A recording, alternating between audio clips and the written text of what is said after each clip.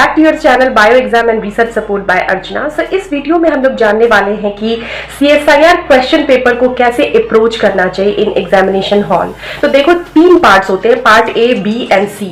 तो आपको करना क्या है, सबसे पहले आप पार्ट ए से स्टार्ट करो और पार्ट ए में जो भी क्वेश्चंस आपको आते हैं जिसपे आपको कॉन्फिडेंस है, तो ऐसे 5 से 7 क्वेश्चन आप सॉल्व कर लो। आपका 10 to 14 मार्क्स जो है वो सिक्योर है।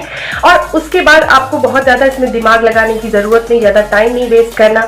उसके बाद आप आ जाओ पार्ट बी पे। जो पार्ट बी है वो क्या है, वो हमारा सब्जेक्ट नॉलेज टेस्ट करता है, लेकिन इसमें क्या है कि बहुत कुछ छोटे क्वेश्चंस होते हैं, MCQ क्वेश्चंस होते हैं, डायरेक्ट क्वेश्चंस होते हैं लगभग कंपेयर टू पार्ट सी। तो करना क्या है कि पार्ट बी में जो क्वेश्चन है जिसपे आप श्योर हो उसको आप कर लो, और जिसपे आपको डाउट है उसको आप जो है मार्क करके छोड़ दो, और आप आ जाओ पार्ट सी। और डिसाइड करने में सबसे इंपॉर्टेंट पार्ट कौन सा है, पार्ट सी है। और ये काफी लेंदी और डिफिकल्ट भी होता है, सुपरफिशियल रीडिंग से आप पार्ट सी को सॉल्व नहीं कर पाओगे। तो करना क्या है कि जैसे आप पार्ट ए और पार्ट बी को करके जब आप पार्ट सी में जाते हो और उसमें कम टाइम लगाते हो पार्ट ए और पार्ट बी में, तो होता क्या है कि जब आप पार्ट सी में जाते हो तो आपके अंदर एक कॉन्फिडेंस होता है कि चलो मैंने ये इतने सारे क्वेश्चंस कर लिए, ऐसा ही नहीं है कि मैंने क्वेश्चंस नहीं किए हैं और मुझे बहुत ज्यादा जो है वो मतलब स्ट्रेस हो रहा है कि अब इतना टाइम बचा है।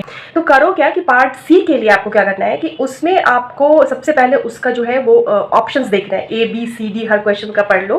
पहले तो आप देख लो कि किस क्वेश्चन पे आप कॉन्फिडेंट हो, उसके बाद आप ABCD जो ऑप्शंस है उसको पढ़ लो और उसके बाद क्वेश्चन को पढ़ो। इससे आपको ना आप क्विकली उसको अंडरस्टैंड कर पाओगे। अदरवाइज क्या होगा, आप पहले क्वेश्चन को पढ़ोगे, फिर आप ऑप्शंस को देखोगे, फिर आप अगेन क्वेश्चन को पढ़ोगे, तो ऐसे में आपका टाइम जो है वो वेस्ट होता है। तो इस तरह से आप करो। और बीच बीच में एग्जाम में आप जब पेपर कर रहे हो, ABC पार्ट कोई भी पार्ट कर रहे हो, तो 30 मिनट्स में जिसमें आप डीप ब्रीदिंग करो। इससे क्या होगा ना, आपका माइंड जो है वो फोकस्ड हो जाएगा और आपको स्ट्रेस फील नहीं होगा।